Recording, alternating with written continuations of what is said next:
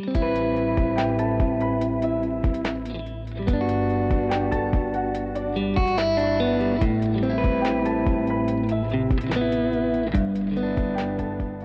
à tous! Élever ensemble, c'est le podcast du CFMRQ qui a pour mission d'informer, d'éduquer et de sensibiliser la population aux différents défis de la vie familiale. Bonne écoute tout le monde! Bonjour tout le monde, vous êtes au podcast Élever ensemble, le podcast du Centre des familles monoparentales et recomposées de Québec. Nous sommes à l'épisode 2.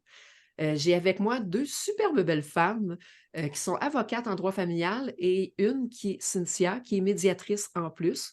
Donc, on a pensé faire un épisode sur les droits familiaux et sur la médiation parce que c'est des sujets qui reviennent régulièrement, des questions qui reviennent régulièrement. Un stress et des inquiétudes beaucoup chez les parents qui sont aux prises avec une rupture possible qui s'en vient ou pris dans le processus, ou des fois même après le processus, quand il y a des changements qui ont à avoir lieu, que ce soit dans une garde ou une pension, des fois, il y a un stress qui est là aussi. Donc, on a fait des petites pré-questions que j'ai envoyées à Valérie et à Cynthia pour essayer de répondre et de vulgariser le plus possible le processus, comment que ça se passe, comment est-ce qu'il y en est. Puis si jamais vous avez d'autres questions à travers, si on n'a pas répondu à toutes vos questions ou à toutes vos inquiétudes, bien, Valérie, Cynthia me disait qu'il n'y avait pas de problème. Vous pouvez l'écrire dans les commentaires. Si on vient qu'on a vraiment trop de questions, peut-être aura-t-il un épisode 2 à un moment donné. On verra selon leur disponibilité à ces deux charmantes dames qui se sont offertes pour répondre à nos questions. Mais sinon, je pense que ça allait être pas pire. Puis on va les garder en référencement aussi en dessous de choses pour des fois être capable, si vous cherchez une avocate en droit familial ou une médiatrice, bien, que vous ayez quand même ces deux charmantes personnes avec qui vous allez avoir écouté pendant quand même un petit bout, établi un contact déjà là, fait que vous pourrez communiquer avec eux. Fait que bonjour à vous deux. Bonjour. Super contente de vous avoir avec moi aujourd'hui. Peut-être vous présenter. Oui, bonjour Cynthia. Merci beaucoup pour cette opportunité-là. Ça va nous faire plaisir aujourd'hui de vous accompagner dans l'épisode 2 du podcast. Moi, je suis Valérie, donc je suis avocate depuis le mois de mai 2013. J'ai pratiqué de manière autonome pendant quelques années. Par la suite, j'ai fait une incursion là, dans la fonction publique québécoise pour le ministère de la Santé, où j'ai eu la chance de rencontrer des personnes vraiment extraordinaires. Cependant, mon dada me manquait beaucoup, donc moi, je fais du droit familial. Donc, je suis avec le cabinet Faneuf et Associés depuis février 2019 et on a un bureau à Québec depuis l'automne 2022. Donc, je pratique autant dans la division de Montréal que dans la division de Québec. Et voilà, donc je passe la parole à ma collègue Cynthia. Donc, bonjour tout le monde. Moi, c'est Cynthia. Je suis avocate depuis maintenant 7 ans et médiatrice familiale depuis 4 ans. Pour moi, comme le disait Cynthia un peu plus tôt, je pratique principalement en médiation familiale. Depuis que j'ai découvert la médiation familiale, ça a vraiment été un coup de cœur pour moi parce que j'adore pouvoir constater qu'il y a des parents qui sont capables de s'asseoir dans un bureau ensemble ou par Teams maintenant depuis la pandémie pour discuter de la situation de leurs enfants puis qui sont capables de faire des compromis puis de s'entendre et non de remettre les décisions entre les mains d'un juge. Donc, je suis très contente de pouvoir partager avec vous ce matin également. Merci beaucoup. Hein? C'est très apprécié que vous nous donniez votre temps comme ça, si vous saviez à quel point. Fait qu'il y a quand même beaucoup de questions. C'est quand même des sujets qui sont, on s'entend, on a du contenu. Fait que on niaisera pas avec la POC, comme on dit au Québec. C'est des avocats qui sont préparés. Là. Je vous dirais, là, elles sont préparées. Fait que, on va commencer avec la garde puis l'autorité parentale. Je sais que vous avez chacun vos petites choses qui fait que moi, je vais juste poser la question et vous laisser aller avec vos réponses parce que c'est vous qui les avez, c'est pas moi. Donc, moi, je me sers juste du port-étendard pour les questions, puis je vais vous laisser aller. Puis si des fois, je sens qu'il y a quelque chose qui est peut-être moins clair ou que je sens qu'il y a besoin d'être éclairci pour Pierre Jean-Jacques, qui comprend peut-être pas moins le volet droit, ben je me permettrai peut-être de demander un éclaircissement. Mais habituellement, vous avez tendance à être très clair. Fait que je ne pense pas que ça arrive bien. Donc, est-ce que les enfants nés de conjoints ou conjointes, de fait, ont les mêmes droits que ceux qui sont nés de parents mariés? Ça, c'est une question qui vient souvent. La différence entre parents mariés ou parents conjoints de fait sur les droits. La réponse n'est pas nécessairement noir ou blanc. Sans vouloir entrer dans le débat constitutionnel là, de 2009 à 2013 dans la célèbre affaire Éric contre Lola, ce que je peux vous dire, c'est que le droit de la famille a grandement évolué. Donc, si on compare avec le Code civil du Bas-Canada, donc 1966 versus le droit familial actuel, et plus particulièrement depuis la réforme du droit de la famille depuis 1980, ça a beaucoup changé. Donc, à l'époque, les enfants de conjoints non mariés n'héritaient pas automatiquement en cas de décès d'un parent. Le devoir d'éducation et d'entretien de l'enfant existait pour les conjoints mariés seulement, puis il y avait une distinction entre les enfants légitimes et illégitimes et les enfants issus de l'adultère. Donc, il y avait une protection pour les enfants dits légitimes, mais avec la réforme, maintenant, le législateur, ce qu'il est venu faire, c'est qu'on s'est écarté de cette distinction-là au niveau du traitement. Puis, les conjoints de fait, ils ont la liberté d'organiser leurs relations, de convenir de termes pour encadrer leur union et se protéger en cas de rupture. Fait que ce qu'il faut retenir, c'est que le mariage, c'est plus un cadre obligé. Tout ce que ça prend, c'est une filiation établie, ça veut dire des parents qui exercent leur autorité parentale. L'obligation alimentaire existe, les règles de succession sont applicables pour les enfants qui soient issus de parents mariés ou non. Donc, l'affaire Lola, là, ce qu'elle faisait, c'est qu'elle contestait la validité constitutionnelle des dispositions du Code civil du Québec concernant la résidence familiale, le patrimoine familial, la prestation compensatoire, le régime matrimonial et l'obligation alimentaire, parce que ça encadrait les relations pour les personnes mariées et non pour les conjoints de fait. Donc, Lola, ce qu'elle devait démontrer par prépondérance des probabilités, c'est que les dispositions créent une distinction désavantageuse fondée sur un motif énuméré ou analogue et que ce désavantage était discriminatoire parce qu'il perpétue un préjugé ou qu'il applique un stéréotype. Donc, la Cour suprême a considéré que pour respecter l'objet du paragraphe 15 de la Charte, que ça n'était pas impératif de prescrire un encadrement identique pour chaque forme d'union. Un encadrement différent des rapports privés entre conjoints ne trahit pas l'expression ou la perpétuation d'un préjugé, mais implique plutôt un respect pour les manières différentes de concevoir la conjugalité. Aucune hiérarchie de valeurs n'est ainsi établie entre les différents couples. Donc, les conjoints de fait sont libres d'avoir des enfants sans se faire imposer le partage du patrimoine familial, le partage des gains inscrits à la Régie des rentes et le paiement d'une pension alimentaire pour l'ex-époux. Il y aurait plusieurs extraits là, sur lesquels on pourrait là, faire différents commentaires, mais si on veut garder ça simple pour répondre à la question, si les enfants des conjoints de fait ont les mêmes droits que les enfants issus de parents mariés, je dois donc dire que oui, ils ont les mêmes droits en ce que leurs père et mère ont un devoir de surveillance, d'éducation, d'entretien à leur égard et que pour toute question additionnelle ou toute situation particulière, vous pourriez consulter un avocat pour essayer de faire la lumière dans tout ça. OK. Parfait. Est-il possible d'exercer une garde partagée d'un enfant en bas âge?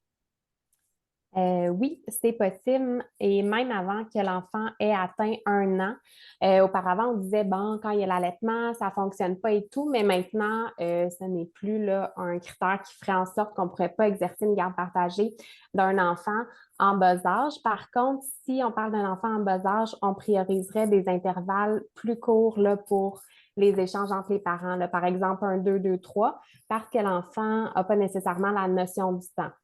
Donc, par la suite, plus l'enfant vieillit, alors plus il serait possible là, d'élargir les périodes de garde de chacun pour éventuellement faire un 7-7, là, par exemple, si c'est ce que les parents voudraient faire comme garde partagée.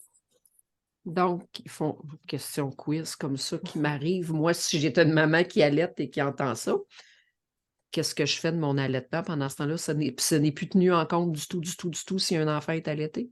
Ben, pas nécessairement. C'est sûr que tu sais, ça peut être du cas par cas, là. On rentrera pas dans les détails ou dans un conseil pour un cas particulier. Mais avant, tu sais, une maman pouvait étirer son allaitement le plus longtemps possible pour éviter de faire une garde partagée. Donc là, c'est Ah, pas j'avoue. ça qu'on veut. Tu sais, évidemment, là, si l'enfant est en très, très, très bas âge à la naissance, bon, peut-être que le juge va vouloir prioriser la mise en place de l'allaitement, puis par la suite allonger les intervalles. Est-ce que papa va venir visiter à la maison pour que maman puisse mettre en place un allaitement qui fonctionne, puis par la suite tirer son lait puis l'envoyer chez papa pendant les intervalles un petit peu plus longs. C'est sûr que si on parle d'un bébé très, très jeune, là, de quelques mois, voire quelques semaines, on ne parlera pas d'un 2-2-3. Là, je parlais d'un 2-2-3 peut-être si on est autour d'un an, mais si on parle d'un bébé de quelques semaines, à ce moment-là, les intervalles seraient peut-être plus courts pour chacun des parents pour mettre en place un allaitement là, dans l'intérêt de l'enfant. Et donc, ce que je comprends, ça reste adaptable selon Ça reste adaptable, OK. ça reste du cas par cas, encore une Parfait. fois, comme la plupart des questions en droit. C'est correct. Il faut. Il faut aussi. Le ou la juge considère-t-il ou telle l'opinion de l'enfant dans son jugement sur les droits de garde? Oui, Cynthia. Alors, l'opinion de l'enfant peut même devenir largement déterminant selon l'âge de l'enfant. Donc, les parents, ils peuvent nommer le désir de leur enfant ou il y a un avocat qui peut être nommé à l'enfant. Il y a également les expertises psychosociales qui permettent d'entendre la voix de l'enfant. Puis, il y a un juge qui pourrait également demander à rencontrer l'enfant. Alors, quand ça, c'est une situation qui se produit, on fait sortir, là, je vous parle là, à la chambre familiale de la Cour supérieure, les parents sortent de la salle et donc le tribunal peut rencontrer l'enfant. Les avocats sont présents, mais pour permettre à l'enfant là, d'avoir une rencontre plus libre avec monsieur le juge ou madame la juge, bien évidemment que les parents n'entendent pas là, ce qui se dit dans la salle de cours. Si on veut être plus spécifique, entre 8 et 11 ans, on dit que le désir de l'enfant est déterminant. Et on dit qu'à partir de 12 ans, il est largement déterminant. Donc, juste attention ici, il n'y a pas de formule magique, c'est-à-dire que c'est pas parce que le tribunal va s'enquérir du désir de l'enfant qu'il va nécessairement rendre une décision qui collée, là, calquée sur le désir qui est exprimé par l'enfant parce que le rôle du tribunal, c'est de se prononcer dans le meilleur intérêt de l'enfant et donc il va pondérer, une panoplie de critères comme c'est quoi les besoins particuliers de l'enfant, qu'en est-il de la stabilité des parties, qu'en est-il de la capacité parentale, de la relation affective de l'enfant avec chacun de ses parents, la communication entre les parents, lequel des deux est le mieux à même de maximiser les contacts avec l'autre. Donc, oui, la voix de l'enfant, le désir de l'enfant est important en droit québécois. Mais le contexte est très évalué autour pour être certain que ce n'est pas un caprice. Absolument. C'est exactement ce que la jurisprudence nous dit. Le désir doit être constant et il ne doit pas être le fruit d'un caprice. Parfait. C'est ce que je pensais, mais je voulais juste le préciser pour certains parents, des fois, qui seraient à l'écoute.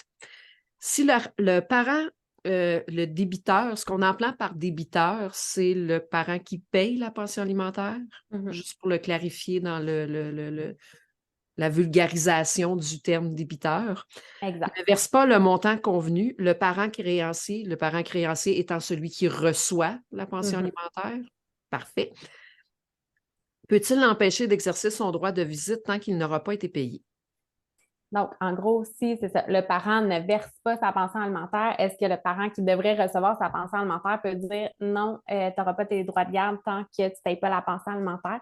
La réponse est absolument non.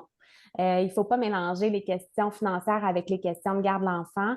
Évidemment, l'intérêt de l'enfant là, reste au centre de toutes nos préoccupations.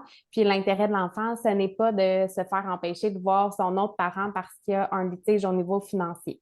Donc, ce qu'on veut, c'est maintenir l'enfant à l'écart de ces questions-là financières puis de ces litiges entre ses parents concernant le financier. Donc, il faudra que ses parents règlent ces litiges-là d'une autre façon, puis que l'enfant continue de voir ses deux parents dans son intérêt. Parfait. La personne conjointe de l'un des parents peut-elle se prévaloir de certains droits attribuables à l'autorité parentale? Donc, dans ce cas-ci, la réponse est 100% claire, c'est non. Le rôle du conjoint est plus limité.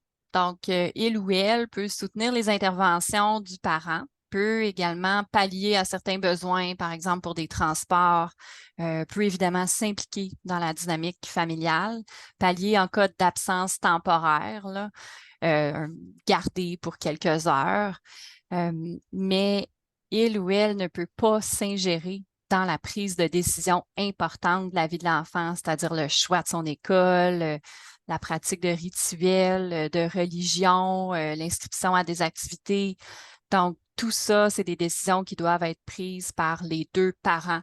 Alors, mère-mère, père-père, maman-papa, et non le conjoint ou la conjointe. Donc, évidemment que nouveaux conjoints, nouvelles conjointes sont importantes parce que la cellule familiale recomposée fait partie de l'environnement de vie de l'enfant. Donc, ils sont importants, mais ils ne vont jamais remplacer là, le rôle des parents.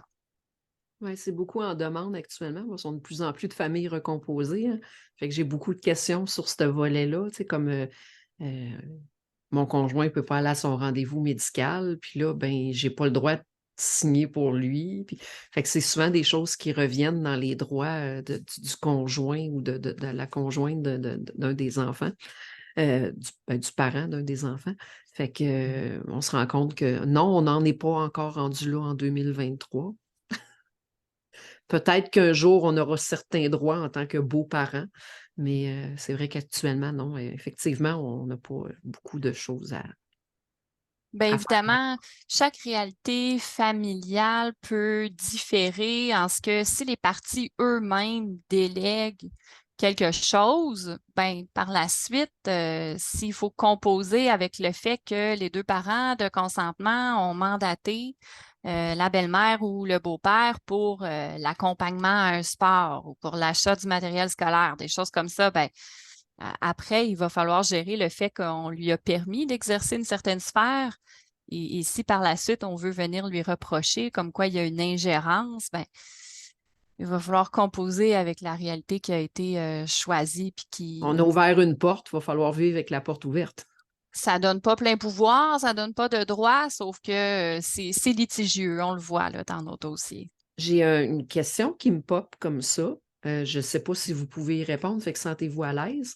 Est-ce que les procurations peuvent être quelque chose qui aide si, mettons, elles sont signées par les deux parents pour certains volets, mettons, pour le beau-parent? Est-ce que c'est quelque chose qui peut se faire? Je ne sais pas dans quelle sphère, là, parce que le code est assez spécifique, par exemple, au niveau du consentement aux soins. Mais si, par exemple, c'est pour l'école, pour aller chercher au service de garde, ça prend la mention des personnes qui sont autorisées. J'observe là, dans certains dossiers qu'il y a des beaux-parents qui assistent aux rencontres parents-profs à la place des parents parce que s'il y a 3 enfants, il y en a un qui est au football, il y en a un qui est... Bon, donc ça, c'est des choses que j'observe, mais sinon, il faudrait creuser un petit peu là, OK. les C'est cas une question spécifiques. qui popait, voir, mais je ne savais pas si c'était quelque chose qui était possible parce que à un moment donné, ça a été à la grosse mode, les procurations, mais est-ce que c'était nécessairement quelque chose de légal ou pas? Des fois, on pense que ça l'est parce que c'est une procuration, mais ça ne l'est pas On tant peut, plus. le code permet là, que des mandats peuvent être confiés, on peut le faire, mais est-ce que c'est quelque chose que j'ai observé là, dans ma pratique familiale à Pas ce tant. stade-ci depuis 10 ans? Non, pas vraiment. Parfait. La médiation familiale, fait qu'on va tomber avec le volet un petit peu plus, Cynthia, où est-ce qu'on tombe un petit peu plus dans ta table. Oui. Les éléments partagés pendant une médiation peuvent-ils être utilisés comme preuve devant le tribunal? C'est une excellente question, puis la réponse n'est pas aussi claire qu'on voudrait. La réponse est oui et non. Avant 2021, ma réponse aurait été beaucoup plus claire, ça aurait été non. Par contre, on a une décision qui a été rendue par le plus haut tribunal du pays, là, qui est la Cour suprême du Canada en 2021, donc Bisaillon contre Bouvier, qui était sur le caractère relatif de la confidentialité des ententes de médiation qui commencent à être exécutées. Donc, par exemple, on a une entente de médiation. Papa doit verser une pension alimentaire de 200 $ par mois à maman, puis les parties exercent une garde partagée. dans les faits, ils commencent à verser la pension à maman, puis ils mettent en œuvre là, leur exercice de garde partagée. Bien, à ce moment-là, comme on a commencé à exécuter l'entente qu'on a convenue en médiation, bien, l'entente pourrait être déposée devant les tribunaux pour être mise en preuve. Donc, ça, ce serait un cas spécifique là, qui pourrait faire en sorte que ce qu'on a dit ou ce qu'on a convenu en médiation pourrait être utilisé devant les tribunaux depuis 2021. Par contre, c'est pas une fatalité, là. Donc, c'est pas nécessairement ce qu'on va dire en médiation, ce qu'on va écrire, qui pourra être entièrement utilisé devant les tribunaux, advenant le cas que, bon, on règle pas en médiation ou que plus tard, on a un litige entre les parties. Ce qu'on prévoit maintenant, depuis 2021, c'est des clauses dans la convention de médiation. Donc, avant de commencer le processus de médiation, on prévoit, la plupart des médiateurs, là, dans nos conventions, que les parties vont prendre connaissance, vont signer, que tout ce qui sera dit et déposé comme document dans la médiation ne pourra pas être utilisé par la suite devant les tribunaux. Donc, je dis la plupart des médiateurs, donc il faut faire attention, il faut vérifier, il faut poser les questions au médiateur. Est-ce que ce que je vais dire, est-ce que ça pourrait être utilisé contre moi si jamais on n'a pas d'entente? C'est super important de le demander puis de le préciser maintenant parce que ça peut nous jouer des tours, malheureusement, maintenant, alors qu'avant, on pensait que quand on s'en allait en médiation, on était protégé, on pouvait mettre ce qu'on voulait sur la table pour tenter n'importe quoi pour en venir à une entente. Bien, maintenant, c'est plus nécessairement le cas. Donc, moi, ce que je dis à tout le monde, c'est vraiment poser les questions à votre médiateur, médiatrice avant de commencer le processus de médiation pour vous assurer de la confidentialité ou non de ce qui sera dit pendant la médiation. OK. Question, je ne sais pas si ça a été dans les autres questions, mais je ne pense pas, qui vient de popper. Est-ce que ça porte préjudice quand on arrive en cours et que la médiation n'a pas pu être faite jusqu'au bout? Autrement dit, à ce moment donné, ils n'ont pas réussi à s'entendre, c'était la mésentente totale. Ça a été obligé d'être allé en cours. Est-ce que dans ce temps-là, c'est nommé à la cour ou est-ce que c'est pas nommé puis c'est comme si rien n'était ou ça amène quoi comme quand on arrive en cours avec une médiation qui a comme échoué parce qu'il n'y avait pas d'entente possible? Moi, je peux parler de ma perception à moi. Moi, je pense que quand les parties ont tenté au moins de s'entendre en médiation, qui ont fait l'effort de s'asseoir et de discuter, je pense pas que ça peut leur être nécessairement reproché. Je pense que ce qui pourrait leur être reproché, c'est si une des parties a tenté plusieurs fois de demander à l'autre partie, est-ce que tu voudrais venir en médiation? On pourrait s'asseoir, on pourrait discuter, puis que ça a été un refus catégorique en tout temps. À ce moment-là, ça pourrait lui être reproché selon ma perception des choses. Évidemment, tout dépendant de la situation. Là, si on est dans une situation de violence conjugale ou peu importe, là, on ne pourrait pas le reprocher à la personne qui a refusé d'être en présence de son agresseur pour de la médiation familiale. C'est ma perception. Valérie, est-ce que tu avais d'autres choses à ajouter sur la question? Moi, j'allègue bien évidemment, on doit l'alléguer, là, donc surtout dans les dossiers de divorce, mais même pour les conjoints de fait, je l'indique, là, les parties ont participé à tant de séances de médiation ou entre telle date et telle date, les parties ont fait de la médiation. Ça, je l'allègue. Évidemment que je peux faire témoigner mon client ou ma cliente sur le fait qu'il est allé en médiation, comment il s'est senti, mais qu'est-ce qui a été dit? Non, parce que c'est le caractère confidentiel. Moi, c'est comme ça que je me gouverne dans ma pratique pour justement préserver là, la sphère d'autonomie, c'est-à-dire que si les parties n'ont pas la confidentialité, elles ont moins la liberté d'explorer toutes les pistes de solutions. Fait que j'essaie de faire très attention à ça. Mais je ne passe pas sous le silence quand les gens ont tenté de s'entendre en médiation, là, absolument pas. Là. Parfait. C'est une question qui a popé comme ça. Je la trouvais quand même, des fois, c'est une question qui nous revient, qui est demandée des fois parce qu'ils ne savent pas trop. L'insécurité est là quand même avec les lois. Hein, fait que... Après ça, les éléments partagés pendant une médiation, non, ça je l'ai demandé. L'obligation alimentaire pour l'époux. Comment est fixé le montant d'une pension pour l'épouse? Bon, alors une autre question, là, où est-ce que la matière est extrêmement brute? Comment c'est fixé? Bien, la loi est à l'effet qu'une ordonnance alimentaire pour enfants aura priorité sur une ordonnance alimentaire au profit là, d'un époux. Donc, on se réfère aux articles 15.2, paragraphe 4 et 15.2, paragraphe 6 de la loi sur le divorce. au niveau là, des facteurs à considérer puis des objectifs d'une ordonnance alimentaire. Donc, on tient compte, là, entre autres, de la durée de la cohabitation des époux, des fonctions qu'ils ont remplies au cours de la vie commune, toute ordonnance ou toute entente, arrangement alimentaire au profit de l'un ou l'autre des époux. Les objectifs là, de ce type d'ordonnance-là, donc, on prend en compte les avantages ou les inconvénients économiques qui découlent pour les époux du mariage ou de son échec, répartir entre eux les conséquences économiques qui découlent du soin de tout enfant à charge, ensuite de toute obligation alimentaire relative à tout enfant à charge, remédier à toute difficulté économique que l'échec du mariage cause et favoriser, ça c'est très important, dans la mesure du possible, l'indépendance économique de chacun d'eux dans un délai raisonnable. Donc, la pension alimentaire pour époux, pour épouse, si on parle d'un mariage qui a duré 30 ans versus un mariage qui a duré 2 ans et demi, ce ne sera pas le même degré là, au niveau où on va évaluer les besoins. Donc, il y a une notion de besoin et de capacité de payer. Fait que ce avec quoi on travaille, là, grosso modo, c'est le formulaire 3 qui est prescrit par les règles de la Cour. Donc, le formulaire 3, c'est un état de revenus et dépenses. Donc, celui ou celle qui demande la pension alimentaire va compléter là, un document qui va détailler chacun des postes de dépenses, combien ça me coûte par mois. Là.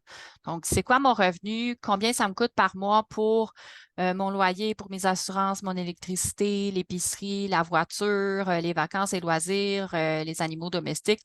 Alouettes, cacahuètes, là, donc tout. On fait le détail de tout ça. Et il y a une section dans le formulaire qui s'intitule « Déficit ». Donc, ça va être cette somme-là qu'on va tenter de venir combler par la recherche d'une pension alimentaire. Maintenant, le tribunal a discrétion. Donc, si monsieur, madame, dans son formulaire 3, met un budget de vacances de 20 000 par année, bien, oui, il y a un principe de maintenir le niveau de vie, mais là, est-ce que la Cour pourra, autrement dit, là, arbitrer les dépenses, puis on va en venir à un certain montant, puis il faut faire attention aussi, le débiteur, donc celui qui paie la pension alimentaire, si c'est quelqu'un qui ne déclare pas tous ses revenus, le tribunal ne sera pas lié par son revenu déclaré. Alors, la Cour, en vertu du Code de procédure civile, a le pouvoir d'attribuer un revenu aux fins là, du calcul de la pension alimentaire. Alors, si monsieur déclare 30 000, mais qu'il en dépense 200, eh bien, la pension alimentaire ne sera pas nécessairement calculée sur 30 000 parce que monsieur déclare 30 000. Donc, ça, c'est important de le savoir. La pension alimentaire pour époux est déductible pour celui qui la paie et imposable pour celui ou celle qui la reçoit. Donc, ça, on en tient compte dans nos logiciels. Là, il y a une charge fiscale qui est ajoutée parce que si on chiffre des besoins à 1 000 par mois, mais que c'est imposable, là, ils ne seront pas comblés si on n'a pas tenu compte là, justement de la charge fiscale. Ce que je peux vous dire également, c'est que la pension alimentaire pour époux-épouse est révisable. Donc, s'il y a des besoins évolutifs, si la situation financière change, que ce soit pour la personne qui la reçoit. Donc, ça a fini, ça a complété son programme d'études, madame, et que maintenant, elle est en mesure de générer un revenu qui est supérieur, bien ça sera un exemple pour lequel on révise. Ces pensions-là peuvent également être assorties de termes. Et là, on pourrait en parler jusqu'à demain matin. Alors, dans quel cas on impose un terme à une pension alimentaire ou pas? Donc, ça, il y a énormément de jurisprudence avec lesquelles on peut travailler. Puis, c'est vraiment un monde, là. Donc, il y a beaucoup de jurisprudence également de la Cour suprême là, sur le type de pension alimentaire. Alors, est-ce qu'elle est compensatoire, non compensatoire ou conventionnelle? Donc, si vous avez plus de questions, là, c'est important là, de consulter un avocat, ne serait-ce que pour s'informer. C'est vraiment selon le contexte dans ce que je peux comprendre de ce qui est présenté. Donc, c'est assez large. Oui, tout à fait. Parfait. La pension alimentaire versée à l'époux, ben, tu l'as nommé un peu, là, si elle est imposable ou déductible. Fait que tu l'as nommé un peu, mais peut-être un petit rappel exactement de Oui, alors pour celui qui la paie, donc elle est déductible, donc il y a quand même certains avantages à verser la pension alimentaire, mais pour la personne qui la reçoit, eh bien, elle sera imposée. Donc, on en tient compte dans la détermination des besoins, là. Il faut vraiment s'assurer qu'on va réussir à tous les couvrir. Et il y a des situations dans lesquelles peut-être que Cynthia pourra faire du pouce là, sur cette idée-là, mais même pour les conjoints de fait où on pourrait convenir en médiation là, qu'il y a une pension alimentaire pour les conjoints de fait, même si il n'y avait pas mariage, là, justement, pour des motifs financiers, là, donc au niveau là, de la déduction fiscale. Donc, ça, je sais que il y a des médiateurs là, qui accompagnent les gens là, vers ce type de solution-là. Donc, est-ce qu'ils vont prendre la décision de réduire un petit peu la pension pour les enfants qui, elle, est défiscalisée, mais en verser une à madame pour un certain temps, juste pour des fins d'impôt. Donc, ça, il faut consulter, puis il faut valider le tout là, avec les avocats puis avec les comptables. Effectivement, bien, ça m'amène autre chose aussi sur les conjoints de fait qui peut être possible en médiation. Parfois, on voit aussi qu'ils partagent leurs gains à la Régie des rentes du Québec, malgré le fait que ce ne soit pas prévu par la loi là, pour les époux. Dans le mariage, dans le fond, eux, ce qu'ils accumulent au niveau de la Régie des rentes, c'est partageable à la fin du mariage. Ça arrive aussi qu'on le fait pour des conjoints de fait qui souhaitent le faire, qui souhaitent compenser l'autre. Par exemple, des conjoints de fait que, bon, ma mère restait à la maison parce qu'on a eu 3 enfants, un à la suite de l'autre. Elle n'a jamais pu vraiment cotiser au niveau de sa retraite. Donc, c'est possible de demander à la Régie des rentes que ce soit partagé, même si c'est des conjoints de fait et que ce n'est pas prévu par la loi. Donc, moi aussi, il me vient des idées comme ça pendant le podcast. Mais oui, ça peut être intéressant de le savoir parce que c'est vraiment pas quelque chose qui est vraiment discuté. Mais ça peut être vraiment intéressant de le faire quand que les parents s'entendent bien et qu'ils ont un désir de compenser l'autre là, pour les efforts qui ont été faits pendant la vie commune. Je trouve ça génial. Je trouve ça génial qu'on s'en aille vers des pistes comme ça parce que je sais que des fois, on a des mamans qui ont donné pendant plusieurs années, ou même des papas, là, parce qu'à l'inverse, c'est la même chose aussi. Puis que malheureusement, la compensation, des fois, n'est pas tant le fun de l'autre côté. Fait que quand il y a une belle ouverture, au moins de savoir qu'actuellement, il y a une ouverture côté droit aussi quand il y a une entente. Je trouve ça super génial de le savoir. Moi, je n'étais pas au courant que ça pouvait. Merci de la précision. Une pension alimentaire peut-elle être versée directement à l'ex-conjoint sans passer par l'intermédiaire de Revenu Québec? Oui, dans le fond, au même titre que la pension alimentaire pour enfants, elle peut être versée directement par Revenu Québec ou sans passer par Revenu Québec. Il peut y avoir une exemption des mesures de perception. À ce moment-là, ce que Revenu Québec fait, c'est qu'il demande une sûreté. Donc, la sûreté est constituée, elle équivaut à environ 2 mois de pension alimentaire, que ce soit pour enfants ou pour époux. Puis, dans le fond, Revenu Québec conserve les sommes au cas où il y aurait un non-paiement de la pension alimentaire pour enfants ou pour époux. À ce moment-là, cette somme-là serait remise à la personne qui reçoit la pension alimentaire pour compenser. Comment ils font pour savoir qu'elle n'est pas versée? Il faut que ce soit la personne qui le nomme. On cogne à la porte de Revenu Québec puis on dit ma pension alimentaire n'a pas été versée. Je vais y répondre un petit peu plus tard aussi. Je pense que c'est la prochaine question que je vais développer davantage. Parfait. Pour ce qui est des enfants, peut-on craindre que le parent débiteur ne verse pas la pension alimentaire qui a été fixée pour les enfants? En fait, quand on a un jugement, donc normalement, la pension alimentaire est perçue par le percepteur des pensions alimentaires, puis elle est remise là, aux parents créanciers. Donc, si, par exemple, on a une perte d'emploi pour le parent qui paie la pension alimentaire, à ce moment-là, c'est possible que des arrérages soient accumulés, mais la pension ne se perd jamais, là. Donc, les arrérages s'accumulent là, tant que le parent payeur n'a pas retrouvé d'emploi. Puis à ce moment-là, quand il aurait retrouvé un emploi, les arrérages seraient perçus sur son salaire. Puis je dis qu'ils se perdent jamais, évidemment, c'est sauf s'il n'y a pas une autre entente entre les parents, là, ça arrive des fois qu'il y a tant d'arrérages qui sont accumulés, puis finalement, les parents viennent en médiation ou même avec leurs avocats, puis ils s'entendent pour dire, bon, ben on enlève là, ce qu'il y a d'arrérage ou on fait un clean break qu'on appelle, on dit, bon, qu'il y a juste 1 000 $ d'arrérage, puis après ça, on repart en neuf pour la suite. Donc, La question, par contre, je reviens à ma question, est-ce qu'on peut craindre là, que le parent ne verse pas la pension alimentaire? Si le parent est un travailleur autonome ou s'il exploite une entreprise, à ce moment-là, Revenu Québec ne pourra pas percevoir directement sur son salaire parce que, bon, il n'y a pas de salaire de verser. Donc, ce serait un agent au percepteur des pensions alimentaires qui prendrait une entente avec le débiteur pour qu'un montant soit versé au percepteur des pensions alimentaires puis remis aux créanciers alimentaires. C'est sûr qu'à ce moment-là, on peut peut-être plus craindre que le débiteur fasse défaut d'honorer son entente puis de verser les montants. À ce moment-là, Revenu Québec, par contre, pourrait prendre des mesures pour récupérer la pension alimentaire. Il pourrait, par exemple, avoir une saisie des comptes bancaires, puis il pourrait même aller jusqu'à suspendre le passeport de la personne qui fait défaut de payer sa pension alimentaire. Puis évidemment, les arrérages continuent de s'accumuler aussi dans ce cas-là.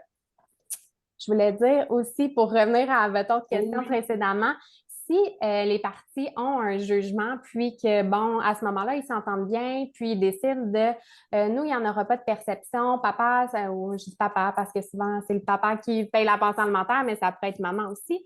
Papa, il n'a pas envie que la pension soit perçue sur son salaire. Maman dit, ben oui, il n'y a pas de problème, on s'entend bien, on se fait des virements chaque mois, la vie est belle. Donc, ils commencent leur entente, la pension alimentaire est versée, finalement, ça va un petit peu moins bien éventuellement, puis la pension alimentaire cesse d'être payée. Il n'est jamais trop tard, justement, pour cogner à la porte du percepteur des pensions alimentaires et de dire moi, j'ai un jugement, puis ma pension alimentaire, elle est plus versée. Donc, à ce moment-là, le percepteur des pensions alimentaires va pouvoir commencer la perception directement sur le salaire du débiteur alimentaire. OK. Petite question que je pense pas, c'est ça, je regardais pendant que tu parlais. Je ne pense pas qu'elle faisait partie des choses, mais il y a quelque chose qui me pop. Pour ceux qui ont un gros arriérage d'accumuler, comment ils procèdent? Je sais qu'ils saisissent sur le salaire un montant, mais c'est comment mettons, c'est à quel pourcentage ou est-ce qu'ils laissent ils se foutent un peu de comment que monsieur ou madame a à payer, puis ils prennent parce qu'ils veulent favoriser l'enfant vu que ça n'a pas été payé pour longtemps. Comment que ils procèdent dans ce temps-là pour renflouer, mettons, l'arriérage? Mais c'est sûr qu'ils ne peuvent pas percevoir l'entièreté du salaire là, de quelqu'un. Effectivement, il y a des règles prévues au Code de procédure civile pour une partie du salaire qui est saisissable à ce moment-là pour payer les dettes de quelqu'un. Donc, ce serait cette partie-là qui serait saisissable. Okay.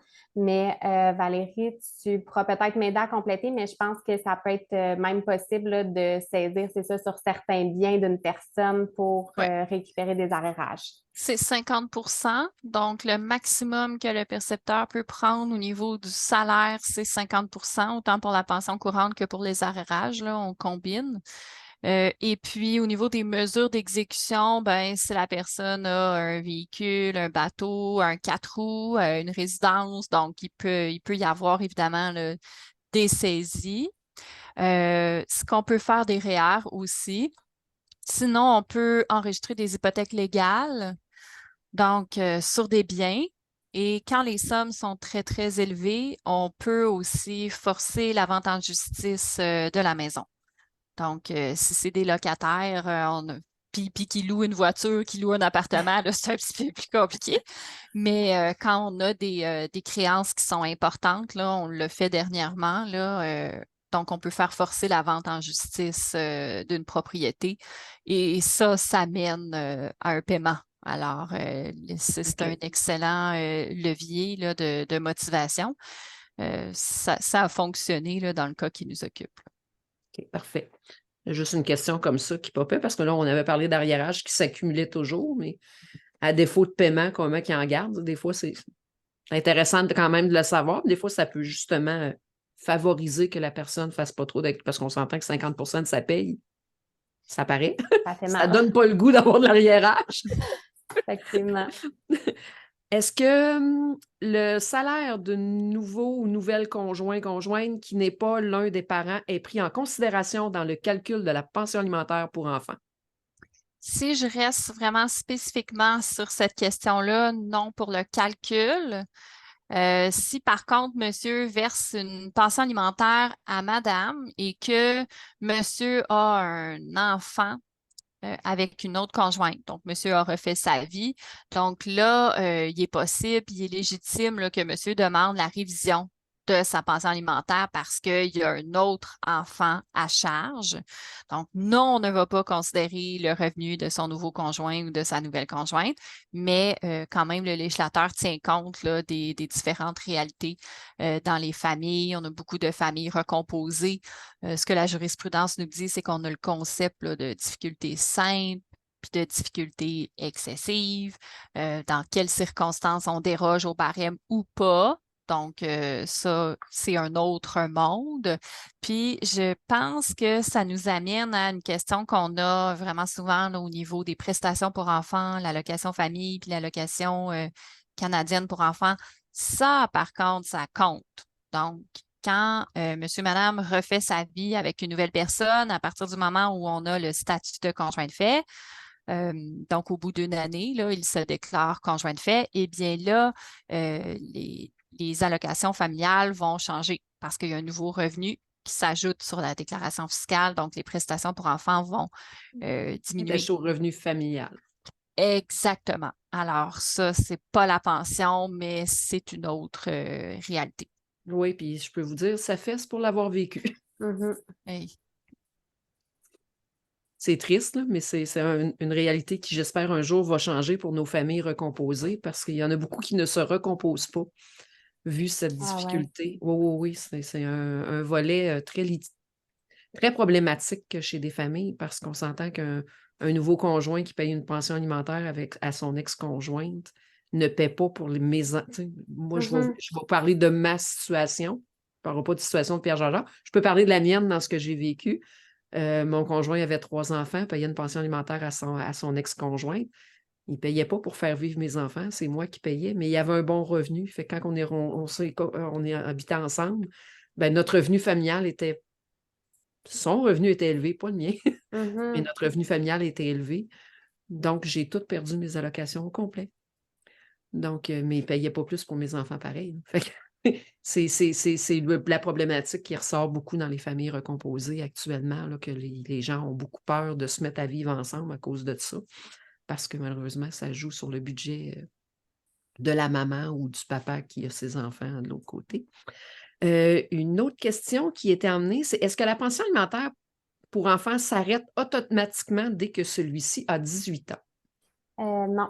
Puis en fait, la pension alimentaire pour enfants ne s'arrête jamais automatiquement. Premièrement, il faut toujours un jugement en annulation de pension alimentaire pour que la pension cesse. Donc, c'est un mythe là, de penser que, bon, mon enfant a 10 ans, la pension alimentaire va s'arrêter comme par magie, même si l'enfant était autonome financièrement et gagnait 100 000 par année, la pension alimentaire continuerait. Donc, il faut entreprendre des démarches pour qu'elle cesse. Donc, l'enfant majeur, s'il continue des études avec sérieux ou s'il n'est pas autonome financièrement, la pension alimentaire pourra continuer d'être versée. Quand l'enfant majeur a terminé ses études et qu'il est autonome financièrement, à ce moment-là, ce sera possible de demander l'annulation de la pension alimentaire au tribunal. Puis, par jugement, là, comme je vous expliquais, pour que la pension cesse, dans le fond, c'est le jugement qui est envoyé à Revenu Québec qui dit, bien là, vous pouvez arrêter de saisir la pension alimentaire sur le salaire du parent payeur. Okay. C'est aussi intéressant de noter que la pension alimentaire pour un enfant majeur, elle pourrait lui être versée directement, par exemple, si l'enfant habite dans un appartement ou un logement étudiant pendant ses études, mais à ce moment-là, ce ne sera plus le parent qui va recevoir la pension alimentaire, mais ce serait l'enfant directement là, pour pourvoir à ses besoins. Aussi, les tribunaux sont assez tolérants et permissifs sur la réorientation. Par exemple, si un enfant commence un bac, il fait 1 an dans tel domaine, il se rend compte qu'il n'aime pas ça, on se réoriente, on recommence un autre bac, ce ne serait pas nécessairement quelque chose qui ferait en sorte que la pension alimentaire le cesserait. J'en ai vu qui sont très, très, très tolérants et permissifs et même très longtemps. Là. J'en ai vu jusqu'à 28, 29 ans des réorientations de carrière et des pensions alimentaires qui étaient maintenues. Donc, voilà, les juges font preuve de beaucoup de flexibilité à ce niveau-là. Puis pour le calcul de pension alimentaire pour un enfant majeur, il n'y a pas de recette unique, encore une fois. C'est soit le formulaire 1 qui est notre formulaire de fixation des pensions alimentaires ou l'annexe 3 selon les besoins là, que Valérie a parlé un petit peu plus tard quand elle parlait de la pension alimentaire pour époux. Donc, les juges vont regarder tout ça selon la situation. OK. On en vient un petit peu... la pension alimentaire pour les 18 ans, pour les plus de 18 ans encore aux études, bon, comment ça fonctionne, tu en as parlé un petit peu, mais quels sont leurs droits s'ils ne restent plus chez leurs parents?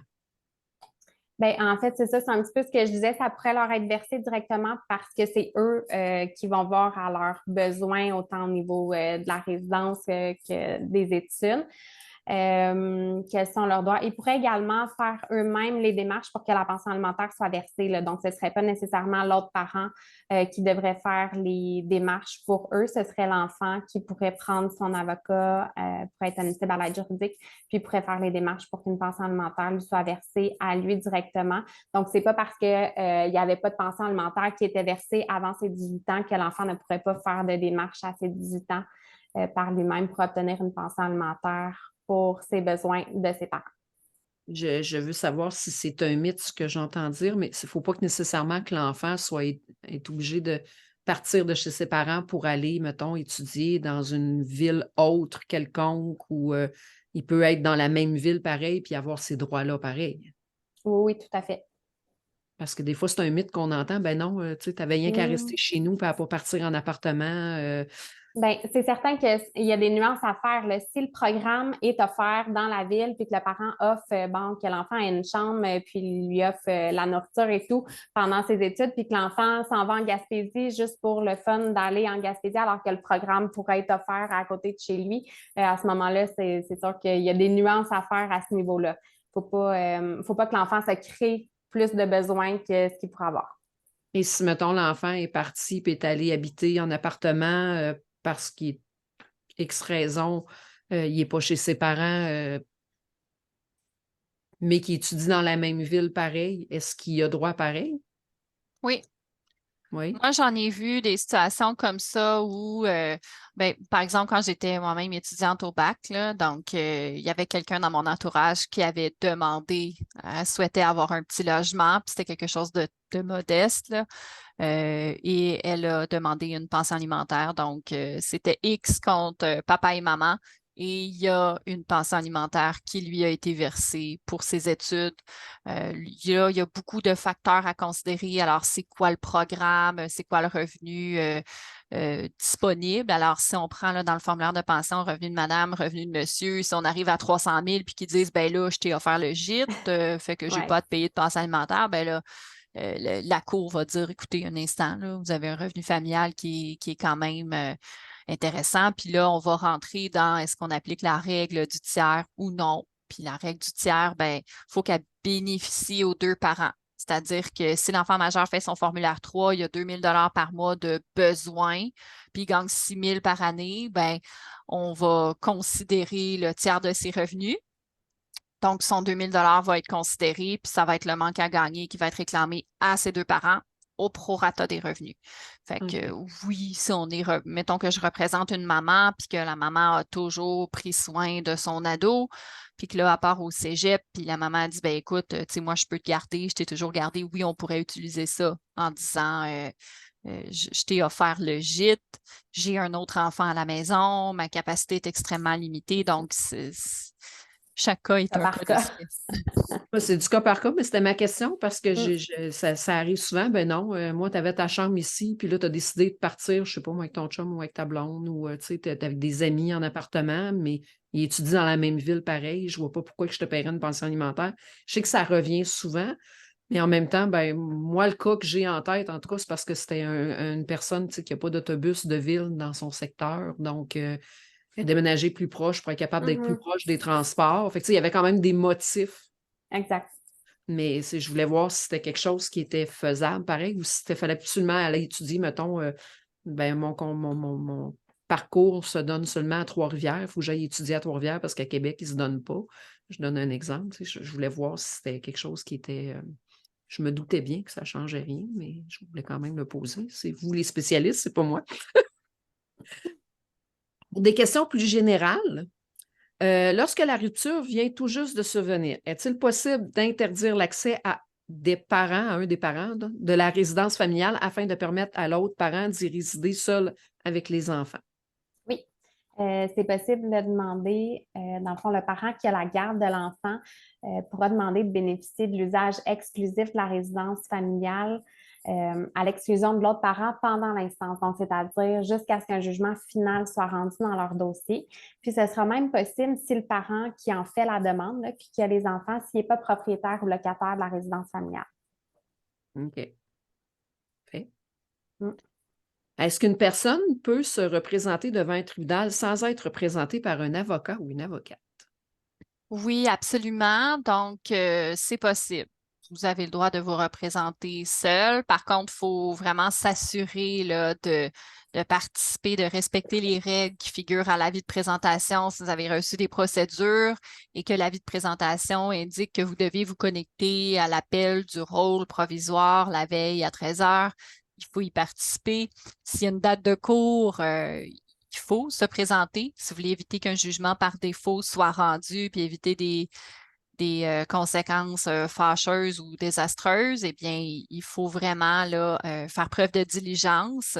Puis, dépendamment des enjeux, du stade du dossier, c'est toujours à propos de minimalement consulter un avocat. Vous pouvez consulter un avocat, vous prenez un rendez-vous, que ce soit téléphonique ou en présentiel, pour recevoir de l'information, recevoir des conseils sans nécessairement confier de mandat de représentation. Donc, il y a moyen là, de consulter à la pièce juste pour être bien dirigé. Par exemple, si vous voulez, si on vous réclame une pension alimentaire, ben, vous avez des outils en ligne qui vous permettent de procéder à des calculs, mais puisqu'il y a tellement de particularités, il y a différentes réalités familiales. L'autre partie, elle vous réclame une pension alimentaire, mais supposons madame est coiffeuse, puis vous savez qu'elle a des nombres pour boire, ou madame est serveuse, puis bon, et là, si c'est indiqué un revenu X sur le formulaire, ben, allez vous renseigner pour savoir comment présenter votre dossier. Oui, vous pouvez vous représenter seul, mais c'est plus avisé là, d'aller chercher des conseils quand les enjeux là, sont importants. Donc, je dirais que c'est faisable, mais non souhaitable. Ben, Oui, c'est très bien dit. Par exemple, moi, j'ai eu une situation semblable la semaine dernière. J'étais connectée à l'appel du rôle à Montréal. Puis, il y a quelqu'un qui a monté lui-même son dossier, là, qui était pour une garde d'une pension alimentaire pour enfants. Puis, il est arrivé devant la cour, puis lui, il pensait qu'il s'en allait comme devant le tribunal cette journée-là. Puis, finalement, il n'a même pas pu être entendu parce que il y avait des vices de forme, là. Dans le fond, sa procédure n'avait pas été envoyée à l'autre personne par huissier. Donc, le juge, le greffier spécial lui a dit: « Je suis désolée, monsieur, je vous conseille vraiment d'aller voir un avocat parce que je peux même pas lire votre demande telle qu'elle est, on peut pas en prendre connaissance, on peut pas le faire. » Donc, c'est une petite consultation juste pour avoir quelques petits points, savoir ce qu'on doit respecter comme forme parce que c'est ça, il y a des points importants à respecter, puis sinon, vous ne serez même pas entendu au minimum. Parfait. Est-ce possible de consulter un avocat ou une avocate pour une partie seulement du dossier? Alors oui, donc que le dossier soit en démarrage, donc qu'on soit dans une première judiciarisation ou que vous ayez commencé votre dossier seul, le stade intérimaire ou le stade de la sauvegarde là, est passé, puis là, le procès s'en vient. Donc là, vous vous dites, tu sais, qu'est-ce que je fais? Est-ce que j'ai tout? Comment je fais pour mes pièces? Donc oui, vous pouvez aller consulter un avocat, puis il pourra vous faire des recommandations pour faire plus que la mise en état, là, mais préparer, là, donc c'est quoi votre fardeau de preuve, vous donner des idées peut-être de quoi mettre en pièces. Donc oui, ça peut être fait. Vous pouvez également, si vous recevez un jugement qui a été rendu puis que vous n'en aviez pas la connaissance, puis que vous recevez ça, là, ça arrive par la poste à la maison. Ah, il y a un jugement qui a été rendu, je ne savais pas. Ben, écoutez, appelez, là. Donc, que ce soit le service de référence du Barreau du Québec, là, qui permet là, de donner accès à une consultation juridique à moindre coût. Donc, vous laissez vos informations. Il y a ça, puis sinon, ben, il y a les bureaux d'aide juridique, puis sinon, ben, le bouche à oreille. Donc, c'est assez facile de trouver là, un avocat, là, peu importe dans quel district vous vous trouvez, là. Puis, il ne faut pas hésiter là, à les consulter. Parfait. Peut-on engager un avocat ou une avocate en pratique privée avec un mandat d'aide juridique? Oui, il y a plusieurs avocats qui pratiquent seuls ou en cabinet privé qui acceptent les mandats d'aide juridique. D'ailleurs, sur le site du barreau du Québec, il y a un bottin des avocats, puis c'est indiqué spécifiquement si l'avocat accepte ou non les mandats d'aide juridique. Donc, le justiciable peut aller s'informer directement sur le bottin des avocats pour voir si tel ou tel avocat peuvent prendre un mandat d'aide juridique qui aurait été obtenu. Parfait. Pour quelles raisons peut-on être refusé à l'aide juridique? Par exemple, une des raisons principales, évidemment, c'est le volet financier, pardon, là, si une personne excède les barèmes de gratuité ou du volet contributif. Donc, une personne seule, par exemple, peut gagner jusqu'à 27 755 brut pour avoir accès gratuitement à l'aide juridique. Donc, évidemment, si on excède ça, elle va être refusée.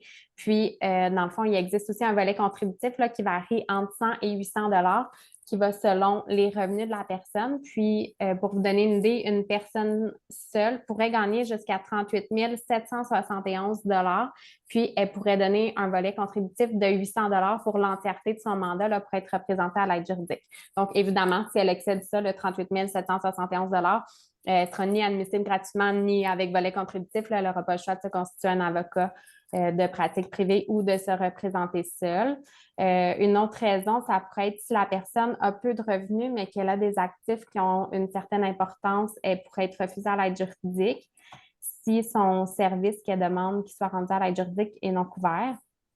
S'il y a un changement dans sa situation financière en cours de procédure, par exemple, la personne a un nouveau conjoint qui gagne des revenus importants, un peu comme on parlait pour nos allocations tantôt, ben c'est encore un autre problème au niveau de l'admissibilité à l'aide juridique.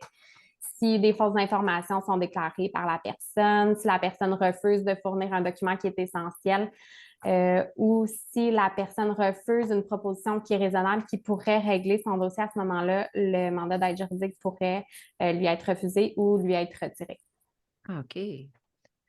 Les barèmes sont quand même très bien vulgarisés là, sur le Oui. site du centre communautaire. Là. Donc, si vous êtes une personne seule avec un enfant, avec 2 enfants, personne seule avec conjoint, avec un enfant. Donc, c'est très, Exact. très bien, c'est bien présenté là, sur les sites. Parfait. Est-il possible de contester un refus d'aide juridique? Oui, on peut demander la révision en vertu de la loi. Ce sera au comité de révision avec un formulaire qui est en ligne à compléter. Puis, on doit le compléter dans les 30 jours du refus pour pouvoir demander la révision. Parfait. Est-ce que les avocats parlent aux enfants et leur demandent leur point de vue? Non, non, non, non. Donc, l'avocat de monsieur puis l'avocat de madame ne peuvent en aucun cas parler à l'enfant ni l'amener à la cour sans préavis là, pour l'interroger ou le contre-interroger. Là, ça ne fonctionne pas comme ça. C'est un avocat qui est nommé pour représenter l'enfant, par exemple, en cour supérieure, ben, les avocats des parties pourront échanger entre eux, donc entre avocats. Ce sera généralement à compter de 8 ans qu'une nomination d'un avocat à l'enfant là, peut être fait. Il n'y a pas de règles, mais c'est assez difficile de nommer un avocat en cour supérieure à un enfant de 4, 5, 6 ans. C'est archi rare. Là. Peut-être que ça peut passer si on a une fratrie, puis qu'il y en a un qui est très jeune, puis que l'avocat est nommé aux 3 enfants, mais c'est ça. Donc, pour ceux qui sont très jeunes, je sais que ça fonctionne différemment en direction de la protection de la jeunesse, hein, c'est-à-dire que les enfants, pardon, ont un avocat. Oui, c'est automatique. Par l'aide juridique, mais en cours supérieure, donc ça peut être accordé, mais encore faut-il que l'enfant soit en mesure là, de confier un mandat. Puis il faut évaluer les différents facteurs là, avant de formuler cette demande-là.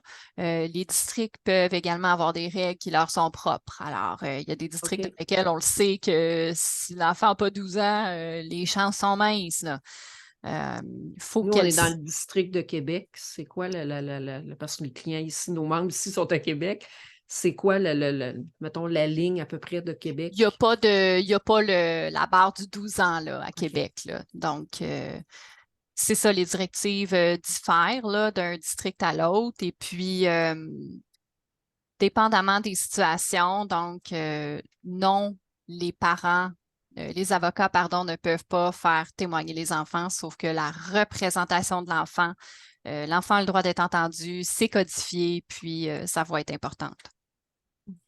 En médiation familiale, si je peux me permettre, c'est possible de ce côté-là que la médiatrice ou le médiateur rencontre l'enfant quand les deux parents sont d'accord. Là. C'est évidemment, si un des deux parents dit moi, j'aimerais ça que vous rencontriez mon enfant, puis que l'autre n'est pas d'accord, ce ne sera pas possible.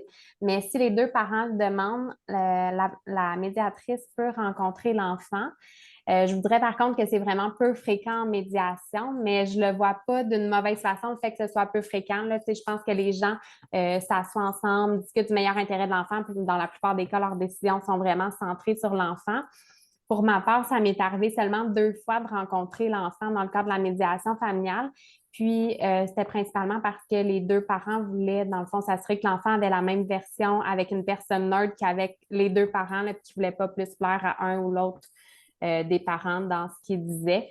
Puis voilà, donc ça peut être possible, là, contrairement dans les dossiers contestés, là, en médiation familiale, que l'enfant soit rencontré par la médiatrice. Parfait. Ben, c'est le fun de le savoir. Peut-être que c'est pas fait souvent parce que le monde ne sont pas au courant non plus. Effectivement aussi, je pense que c'est peu connu. Probablement, en tout cas, moi, je ne savais pas. Fait que je trouve ça, en le nommant comme ça, peut-être qu'éventuellement, il y aura un peu plus de demandes pour justement avoir un point de vue neutre. Exact. Je trouve ça le fun comme façon de voir. L'enfant peut-il être représenté? Ben, comme on le disait Oui. plus tôt, c'est ça, c'est prévu dans le Code civil, donc l'enfant peut être entendu à l'article 34.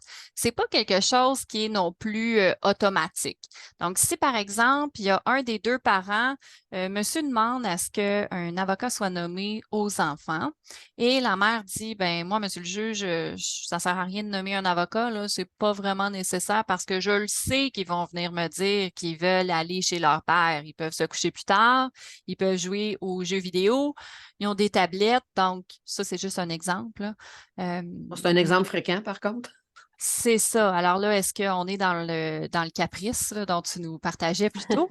Mais bref, ça pourrait être une situation dans laquelle, si le parent reconnaît, là, je sais ce qu'il va venir dire, fait que ça ne sert à rien, on ne va pas retarder le dossier. Si aussi l'enfant a déjà été rencontré par plusieurs intervenants, donc là, par la DPJ est intervenue, l'enfant est suivi par un TS, l'enfant une psychoéducatrice, bien là, ça commence à faire beaucoup d'intervenants, fait que ça pourrait être un argument pour dire, je ne suis pas certain qu'à ce stade-ci, c'est une bonne idée, on sort d'une grosse tempête. Donc, voilà. S'il y a eu une expertise psychosociale, puis que l'enfant, dans les derniers mois, a déjà rencontré un expert, une experte, puis qu'il a déjà nommé son désir par rapport à sa garde, bien, pourquoi est-ce qu'on viendrait lui nommer un avocat aujourd'hui? Est-ce que ça va venir prolonger le dossier? Est-ce que ça retarde notre fixation à procès? Est-ce que ça va complexifier le dossier? Le juge pourrait aussi entendre la demande, la rejeter, mais de prévoir la chose suivante. Donc, il pourrait dire, ben, rejeter à ce stade-ci, mais on laisse la possibilité au juge du fond de rencontrer l'enfant sans qu'il y ait eu de nomination d'avocat. Et donc, lorsque le procès va débuter, bien, les avocats pourront faire leur représentation pour dire, Monsieur le juge, Madame la juge, on va commencer notre preuve. Si vous souhaitez, en cours de route, qu'on prenne des mesures là, pour que l'enfant vienne au palais de justice cet après-midi, il faudrait une petite suspension pour qu'on puisse téléphoner. Puis bon, donc, ça arrive que les juges rencontrent les enfants sans qu'il y ait eu d'avocat. Qu'est-ce que j'avais d'autre comme note?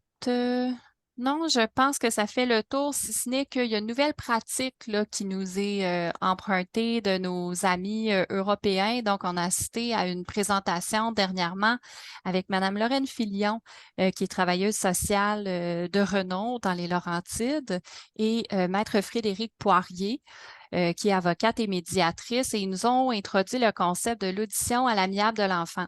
C'est vraiment une mesure qui est chouette, là. C'est du casier judiciaire, donc ça peut être préjudiciarisation, mais c'est pas fait de manière judiciaire ou contradictoire, là. C'est-à-dire que tout est confidentiel et donc les parties sont rencontrées par l'auditeur à l'amiable, l'enfant est rencontré Puis tout le contenu de ce qui ressort de la démarche reste confidentiel, mais ça peut permettre évidemment de solutionner les situations là, plutôt que d'aller exacerber un conflit à la cour. Donc, l'audition à l'amiable de l'enfant.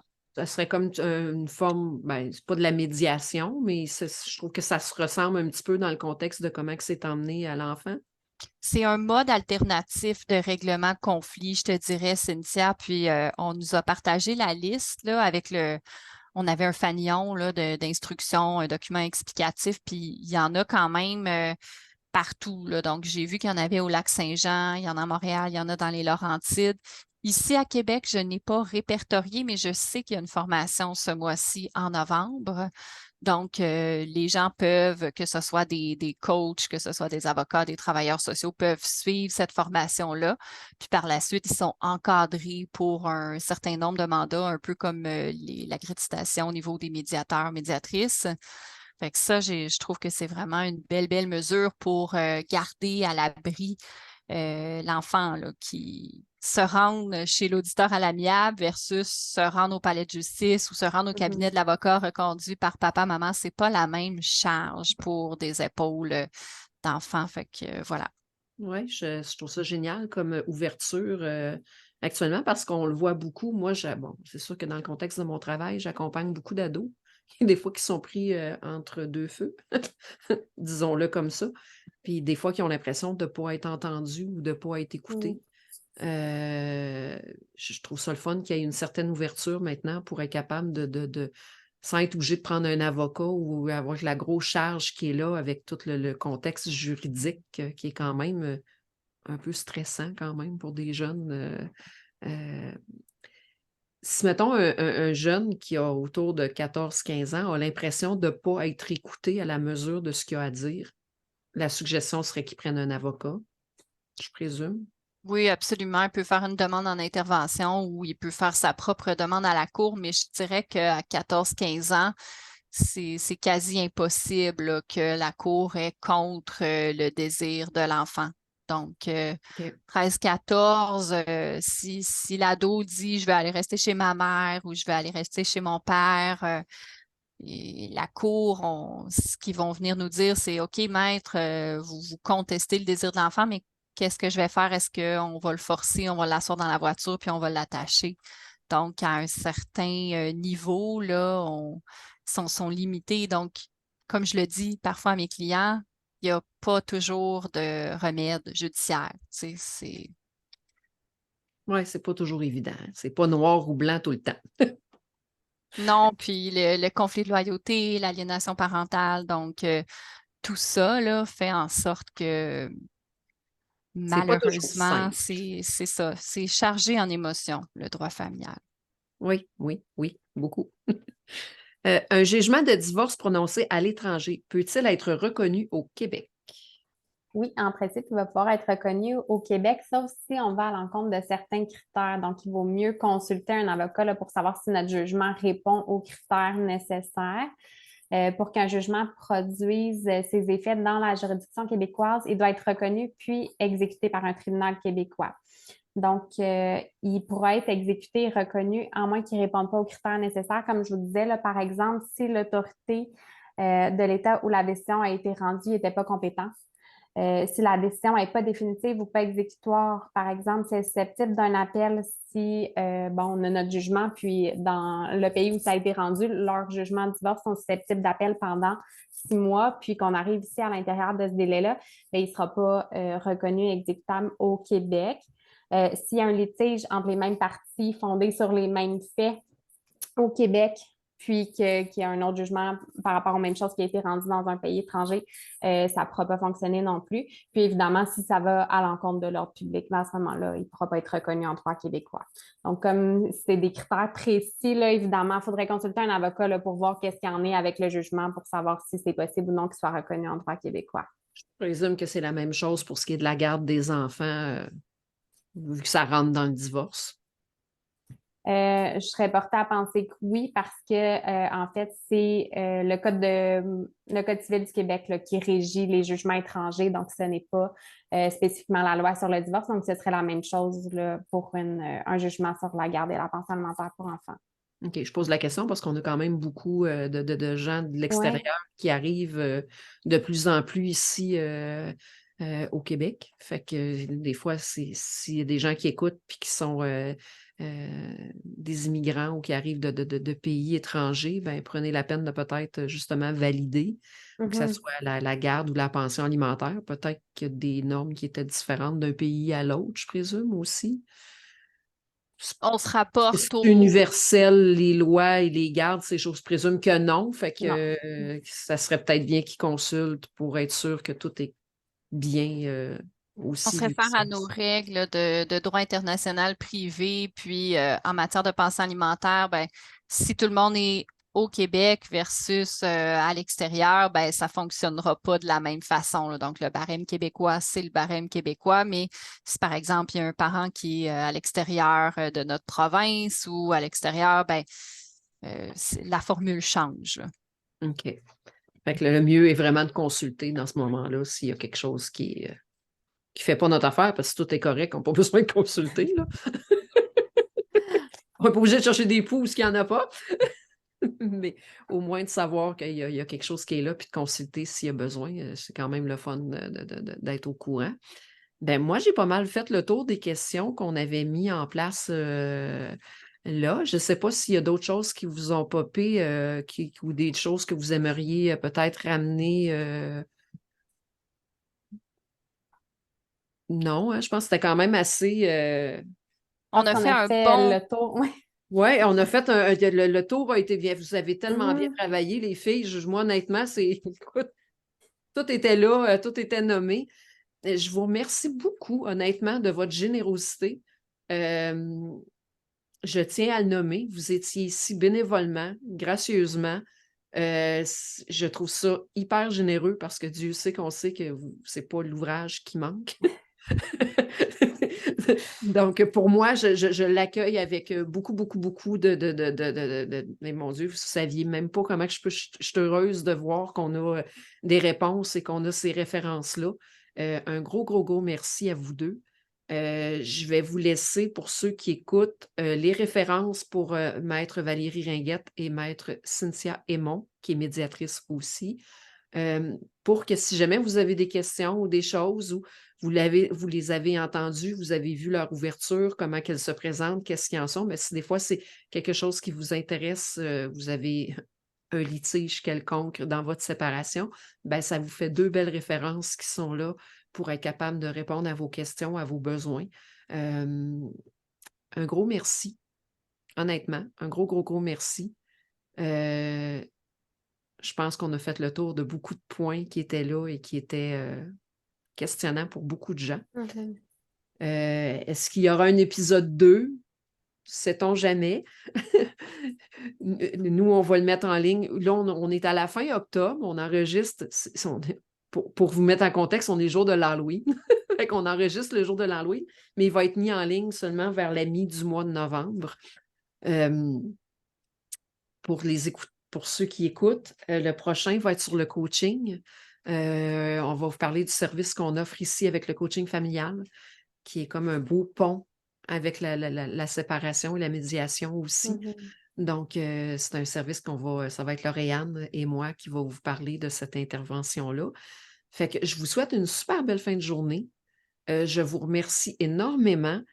Et si vous avez des questions ou n'importe quoi, ben gênez-vous pas de faire signe à ces 2 charmantes dames qui sont là et qui sont, Dieu, généreuses et bienveillantes. Fait qu'un beau gros merci. Je vous souhaite une super belle fin de journée. Merci beaucoup, Cynthia. Merci pour la belle opportunité, puis n'hésitez pas à consulter vos organismes, à consulter vos professionnels. Référez-vous à ceux qui peuvent vous aider parce que ces étapes-là au niveau judiciaire, c'est pas nécessairement facile. Donc, moi, j'encourage toujours les gens à être accompagnés dans ces processus-là, puis à faire confiance dans les personnes qui sont formées vraiment pour ce type d'accompagnement-là. Ça va juste vous permettre de grandir puis d'amoindrir un petit peu le niveau de conflit. Fait que merci encore pour la belle opportunité. Puis oui, on pourra se rendre disponible si un épisode là, suivant serait requis. Bonne continuité pour votre podcast. Merci beaucoup. Bonne fin de journée.